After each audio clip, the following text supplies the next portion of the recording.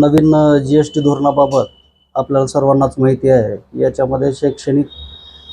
ज्या काही वस्तू आहेत त्याच्यावरचा GST कमी केलेला आहे. परत पुन्हा शेतकऱ्यांच्या जे काही खत आहे, रासायनिक खतं, परत पुन्हा औषधी, याच्यावर सुद्धा याचा परिणाम डायरेक्ट झालेला आहे आणि यामुळं सर्वसामान्य जनतेचं सर्वात जास्त हे फायदा होणार आहे आणि याच्यामधून शेतकऱ्यांना एक नवीन संधी आणि नवीन उत्पादन करण्यासाठी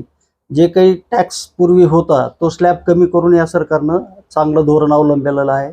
आणि परत शैक्षणिक खर्चामध्ये सुद्धा या GSTचा परिणाम झालेला आहे आणि GSTमुळं या शैक्षणिक ज्या काही गोष्टी आहेत, जसं की स्टेशनरी असेल,